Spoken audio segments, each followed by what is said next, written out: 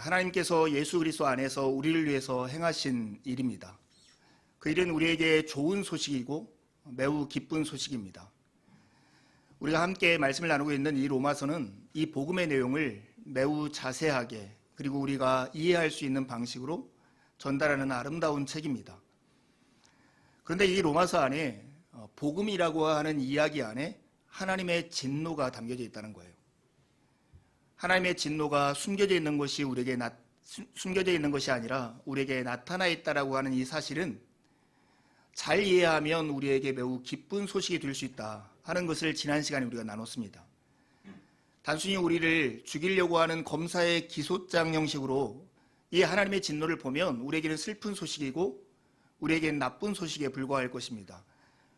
그런데 우리를 고치기 위한 의사의 진단서와 같이 이 하나님의 진노가 나타난 것을 우리가 읽을 수 있다면 이것은 우리에게는 좋은 소식이고 불편한 진실이지만 우리의 삶을 더 낫게 하는 아주 중요한 디딤돌과 같은 이야기가 될 수 있습니다.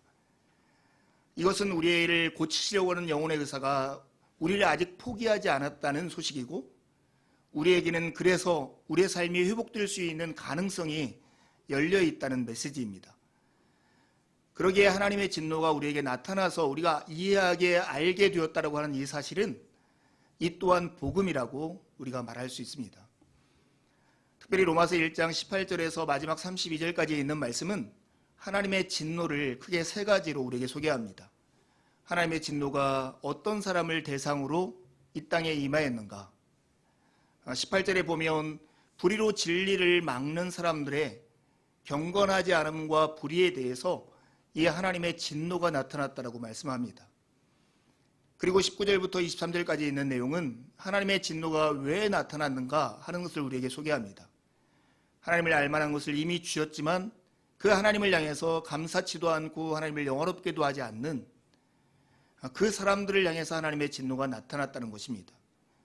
그리고 오늘 우리가 함께 읽을 말씀은 그렇다면 하나님의 진노는 어떠한 방식으로 우리에게 나타나는가 하는 것을 말씀해 줍니다. 한마디로 하면 내버려 두는 것입니다. 그들의 정욕대로 살도록 더러움대로 살도록 욕망대로 살도록 그대로 내버려 두는 것이 하나님의 진노의 방법이다. 이렇게 우리에게 보여줍니다. 여러분, 하나님께서 우리는 이해할 수 없는 방식으로 당신의 진노를 우리에게 나타내고 계십니다.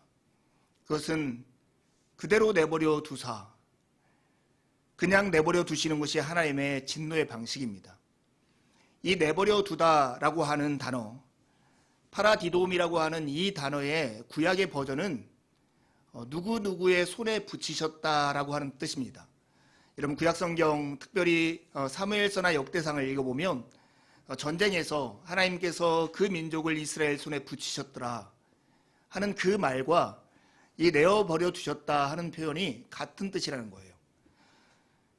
여러분, 언제 하나님께서 그들의 손에 붙이십니까?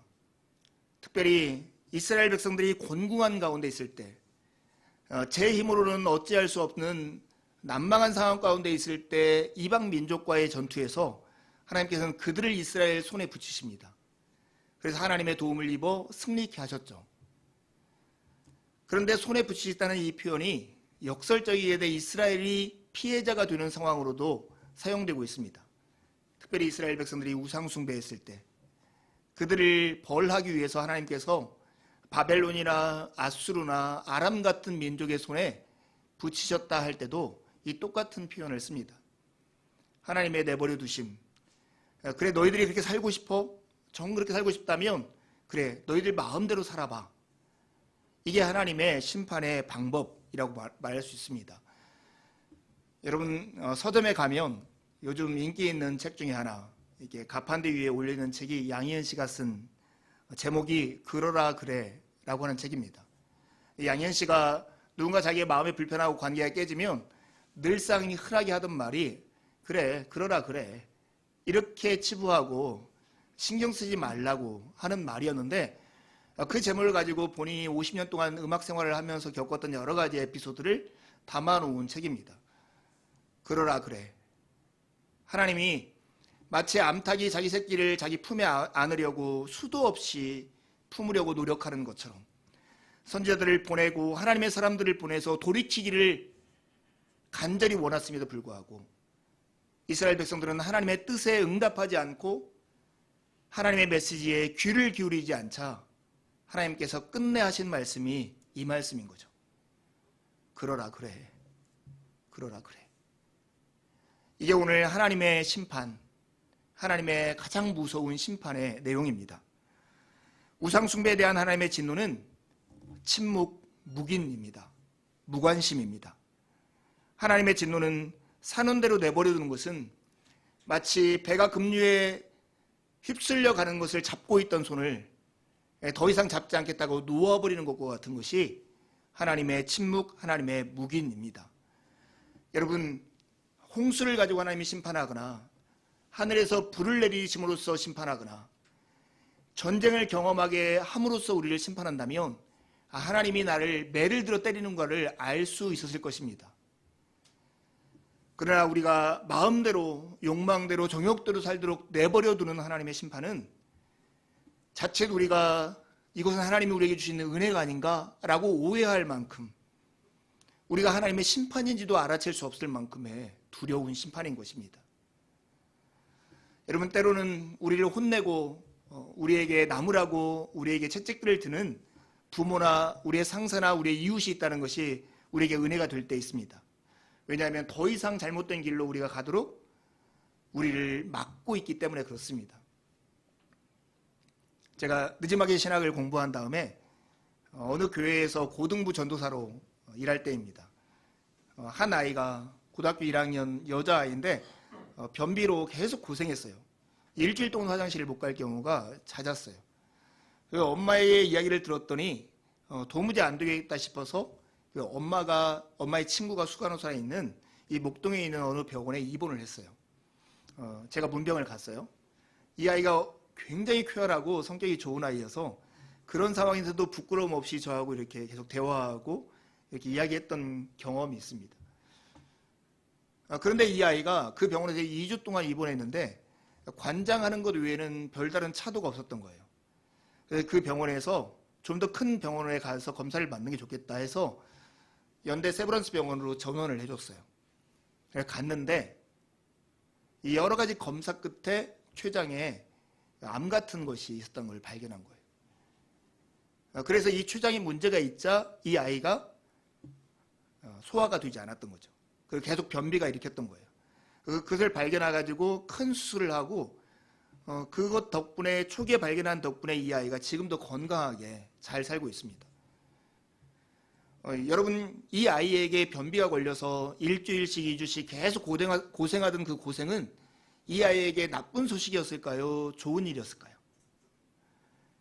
이 아이가 직접 몸으로 경험하기는 굉장히 힘들고 어려운 일이었지만 사실은 이것 덕분에 자기의 몸을 크게 상하게 할 만한 그 병을 발견하고 치유할 수 있었던 것입니다. 우리 삶에는 이 불편한 질실, 불편한 현실들이 있습니다.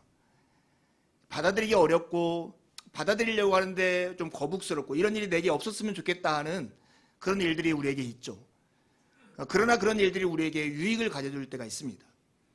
오늘 하나님의 진노의 소식, 하나님이 경건하지 않은 사람들과 불의에 대해서 진노하시는 이 소식이 이렇게 감춰져 있는 것이 아니라 이렇게 열려서 우리에게 보였다라고 이 사실은 우리에게는 매우 불편할 수 있지만 매우 복되고 좋은 소식인 것을 기억해야 합니다. 하나님의 진노가 무엇입니까? 하나님의 진노의 대상이 경건하지 않음과 불의에 대해서 나타났는데 하나님의 진노의 대상, 진노의 방법도 동일하게 그 대상들을 향해서 나타나고 있습니다. 첫 번째, 하나님의 진노는 경건치 않음에 대한 하나님의 반응으로 나타납니다. 여러분, 하나님께서 그들에게 어떻게 진노를 하고 있습니까? 마음의 정욕대로 부끄러운 욕심에 그들을 내어버려 두는 것입니다. 경건치 않음은 하나님과 인간 사이에 깨어진 관계를 뜻하는 거예요. 하나님을 예배하고 하나님을 경배해야 할 사람들이 우상을 숭배하고 우상을 의지하는 것을 바로 경건하지 않음이라고 말을 해요. 지난주에 우리가 읽은 말씀을 가지고 우리가 설명하면 이런 거죠. 하나님을 알만한 것을 그들 속에 보였지만 창세로부터 그 보이지 않는 것들을 영원한 능력과 신성이 하나님이 만드신 만물 안에 분명히 보여졌지만 그들은 하나님을 알되 하나님을 영원롭게도 하지 않고 감사치도 않는 그런 삶을 삽니다. 더욱이 생각이 허망해지고 그 마음이 어두워져서 썩어지지 아니하는 하나님의 영광을 썩어질 사람이나 짐승이나 기어다니는 동물의 모양으로 만들어서 섬기는 일을 그들이 하게 되었다고 하는 거예요. 이렇게 경건치 않는 그 사람들, 하나님의 진리를 거짓으로 바꾸고 창조주 대신에 피조물을 더 섬기고 경배하는 사람들을 향한 하나님의 진노는 그것을 금지시키는 것이 아니라 그들이 하고 싶은 대로 그냥 내버려 두어버리는 것입니다. 여러분, 우상숭배라고 하는 것, 우상숭배라는 것을 우리가 그냥 아무 생각 없이 하면 어떤 상을 만들어 놓고 거기에 빌거나 절하는 것쯤으로 생각할지 모르지만 우상숭배의 근본적인 생각으로 들어가면 이런 것입니다.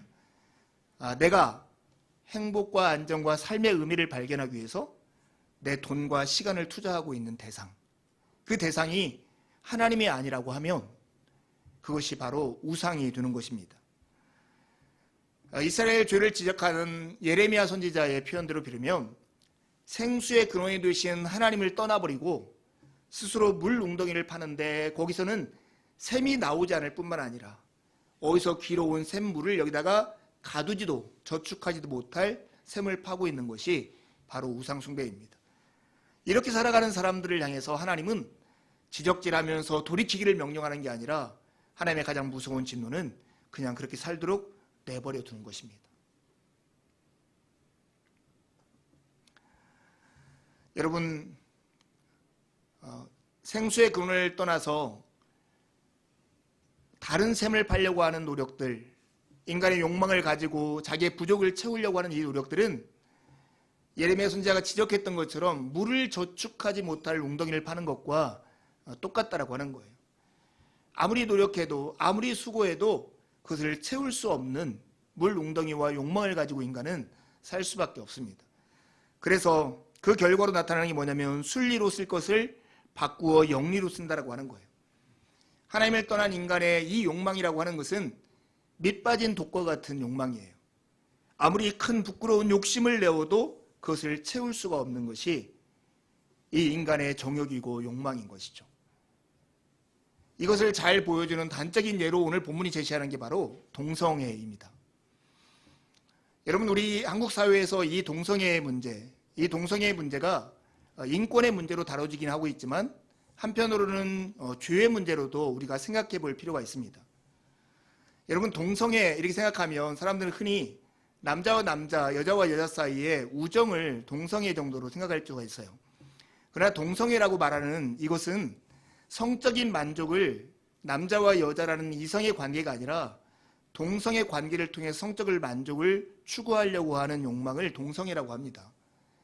그 단순히 남자끼리 같이 잠을 자고 즐기고 막 이렇게 말하는 게 아니라 성행위를 동성 간에 함으로써 그것을 만족을 해야 자기 삶은 살아가는 의미가 있다라고 말을 하는 게 동성애적 욕망이에요.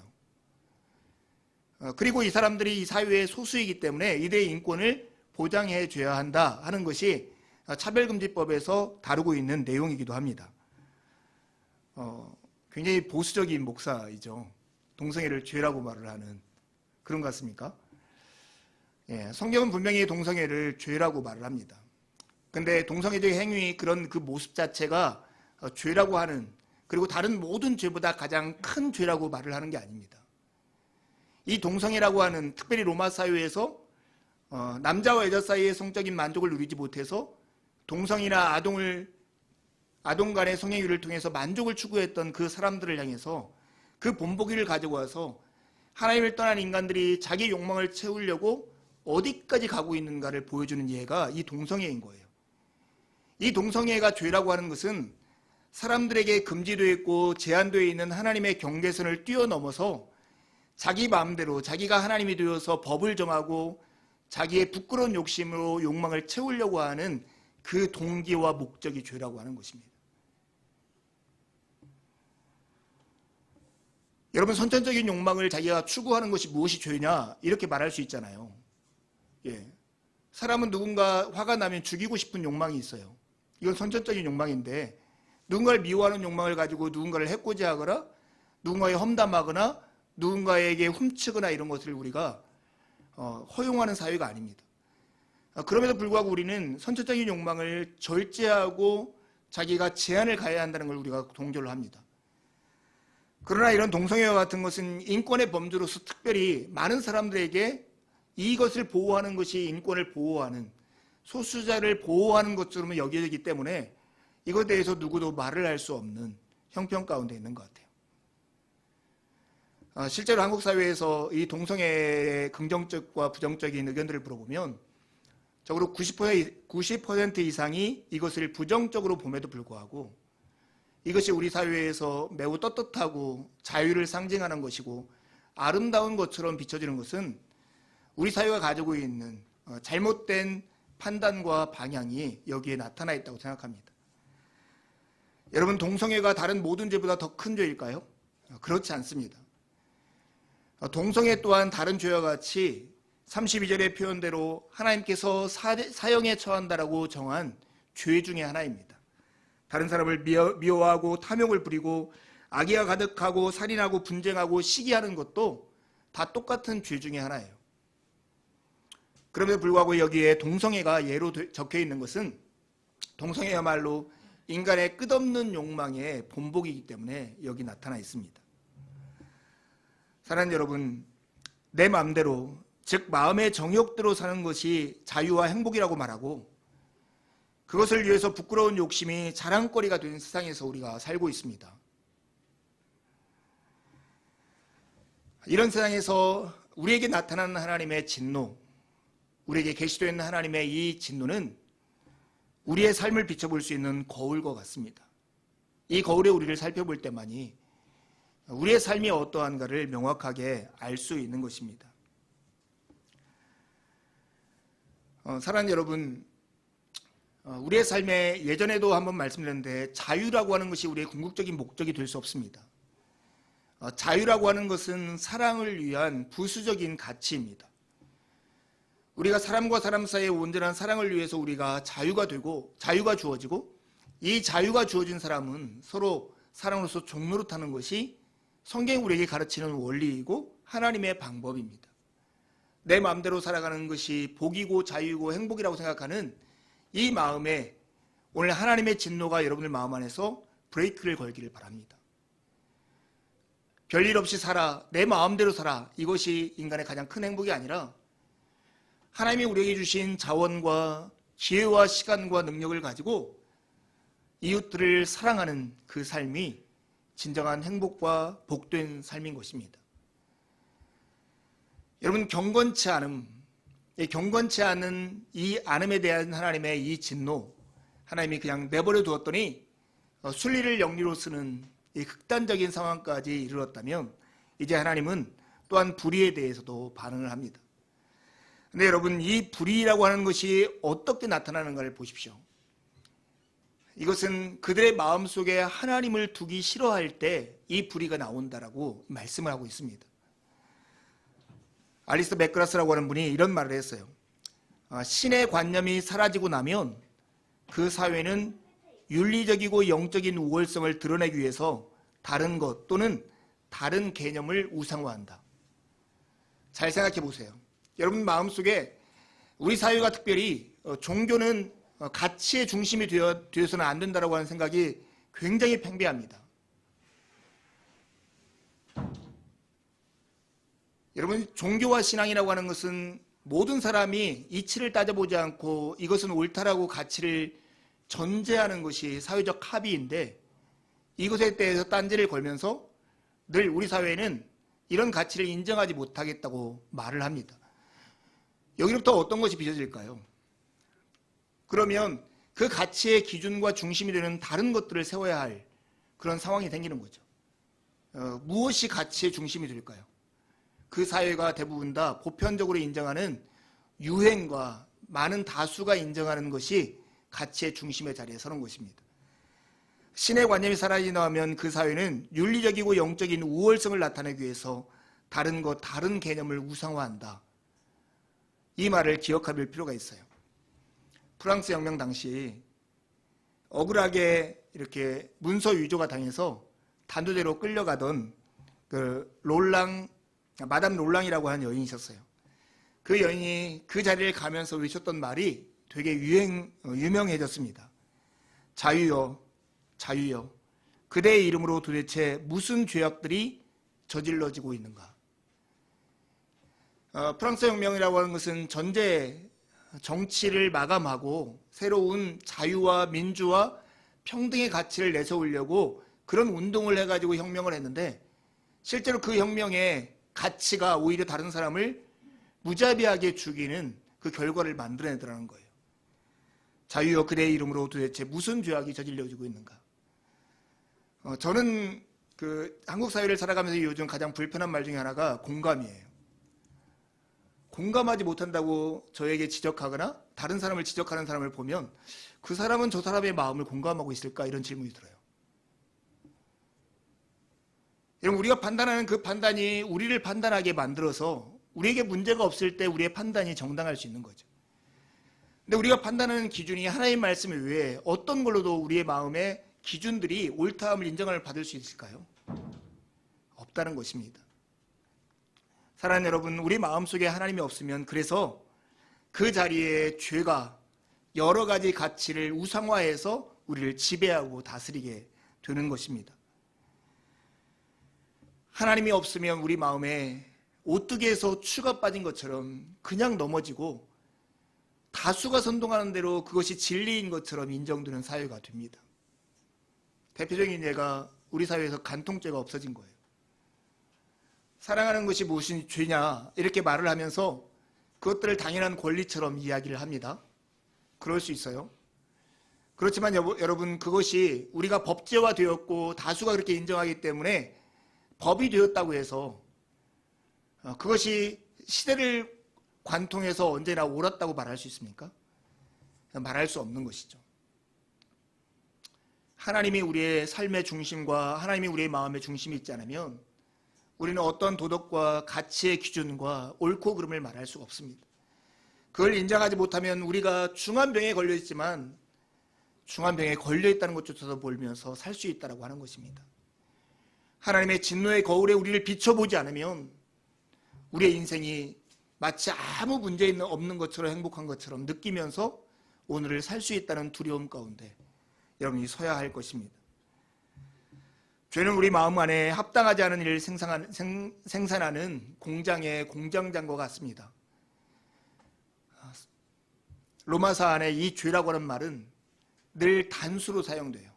살인하고 도적질하고 이런 걸 죄라고 말하지 않아요. 이런 죄악들을 생산하는 내 마음을 사로잡고 있는 인격적인 주체, 그것을 죄, 하마르티아라고 말을 해요. 그것은 우리의 삶의 방향을 늘 하나님의 관역으로부터 빗나가게 하는 그런 일들을 행하고 있습니다. 사랑하는 여러분 마음 안에 하나님이 중심이 되지 않을 때 생기는 여러 가지 일들을 보면서 여러분 스스로를 살피는 것이 하나님의 진노가 나타나는 이 현장에서 우리가 해야 할 일입니다. 사람들은 합당하지 못한 온갖 일을 할 뿐더러 개인적인 죄가 상식의 주의를 얻어서 사회의 기준이 되도록 만드는 그런 노력들을 하고 살아가는 시대입니다. 다른 많은 나라들이 간통죄가 죄가 아니라고 해서 한국에서 간통죄가 죄가 아니라고 할 이유는 없음에도 불구하고 선진국들이 다 그렇게 행하고 많은 사람들이 그렇게 추구한다는 이유로 만들어 놓은 그 법들이 우리의 상식이 되면 가정들을 깨뜨리고 가정들을 무너뜨리는 여러 가지 이유들이 극단적인 사례를 근거로 해서 정당화되고 상식의 주의에 오르게 된다는 거예요. 이것이 우리의 사회를 얼마나 병들게 하고 무너뜨리는 위험한 것인지를 여러분 기억해야 합니다.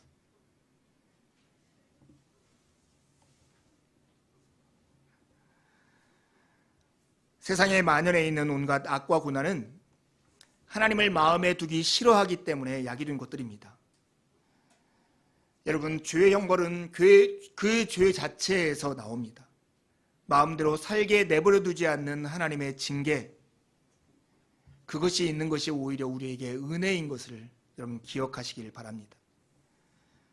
죄가 우리의 마음을 주장하면 우리의 인간성은 파괴되고 관계는 깨지고 공동체는 무너지고 사회는 죄로 만연하게 되어 있습니다. 여러분 제가 요즘 그 TV에서 이렇게 유심히 살피는 것 중에 하나가 뭐냐면 어떤 예능이 인기를 얻는가 하는 거예요. 어떤 예능이 인기를 얻는 것은 많은 사람들이 그것을 보는 것이고 많은 사람들이 본다는 것은 그것이 우리의 상식의 지위를 계속 얻고 있다고 하는 거예요. 한편으로 어렵게 결혼 생활을 하다가 헤어진 분들이 다시 회복하며 살아가는 그 모습을 그래도 용기를 주면서 이렇게 그리는 것이 좋은 일이라고 생각해요. 하지만 대부분 성격차 때문에 헤어졌다라고 말을 하는 대부분의 사람들은 인내하면서 한 가정을 통해서 아름다운 가게를 만들고 있음에도 불구하고 그렇게 말하고 있는 세상에 잘못된 상식을 만들어주는 게 하나가 예를 들면 돌싱포맨 이런 것들. 보면서는 웃을 수 있지만 사실은 우리도 모르는 사이에 이런 것들이 상식의 지위를 얻는 그런 결과를 가져올 거예요. 이런 부부라고 하는 것이 그저 한 남자와 한 여자가 만나가지고 그냥 달달한 감정을 가지고 행복하게 즐기며 살았대 이런 삶 정도로 생각하십니까? 하나님이 우리에게 주신 이 가정이라고 하는 것은 우리가 생각할 수 없는 우리가 미처 깨닫지도 못하는 사이에 엄청나고 크고 위대한 일들을 행하고 있다는 것을 여러분 꼭 마음속에 기억하시길 바라요. 홍자매님도 아이를 가지고 은지자매님도 아기를 가진 이 사실을 저는 되게 감격스럽고 기뻐요. 왜냐하면 저는 제 경험에 기초해서 그럴지 몰라요. 제가 몇 년 전에 저희 아버지에 관한 평전을 하나 쓴 적이 있어요. 저희 아버지는 초등학교도 나오지 않으신 분이세요. 스스로 천자문을 배워서 그리고 한글을 익혀서 쓰고 간단한 한자를 읽을 수 있는 분이에요. 어머니라 부른 분이 네 분이나 있었어요. 아버지에게도 버림받아서 거의 혼자 살다가 늦지막히 결혼을 해서 이 가정을 이뤘어요. 금년에 이제 95세가 된 우리 아버지는 사실은 인간적으로 보면 아무것도 아닌 인물이에요. 좋은 가문에 태어난 것도 아니고 편안한 삶을 산 것도 아니고 이루는 업적이 있는 것도 아니고 누가 알아주고 인정해주고 고마워하는 사람들도 많지 않아요. 제가 그 책을 읽으면서 엮으면서 늘 생각한 게 이거예요. 다른 모든 사람에게 이분의 삶은 하찮을지 몰라도 이분의 이 하찮은 삶이 없었다면 존재할 수 없는 사람이 바로 나다 하는 걸 알았어요. 저희 아버지 때문에 지금 저희의 후손들이 32명이 되었습니다. 저희 아버지가 지지고 볶으면서 견디고 인내하며 살아갔고 마음에 안 맞으면서도 화가 나면서도 참고 견뎌준 덕분에 지금 이 자손들 그리고 제가 여기 서서 목회자가 되어서 말씀을 전하고 또 하나의 가정을 일구면서 살 수 있는 거예요. 제가 아이를 가진 가정에게 흥분하면서 감격하는 이유가 여기 있어요. 우리가 생각하는 것보다 훨씬 더 큰 일들이 이 안에서 이루어지고 있기 때문에 그래요. 여러분 그런데 내가 마음에 잠깐 안 맞는다고 해서 쉽게 가정을 깨버리고 이런 질서를 파괴하는 것이 정당하다고요? 저는 성경이 하나님의 말씀이라는 걸 믿고 하나님께서 이 땅을 당신의 질서대로 통치한다라고 하는 것을 믿는 사람으로서 결코 인정할 수 없습니다. 누가 하나님의 지혜를 판단할 수 있습니까? 누가 하나님의 원리를 옳다 그러다가 말할 수 있습니까?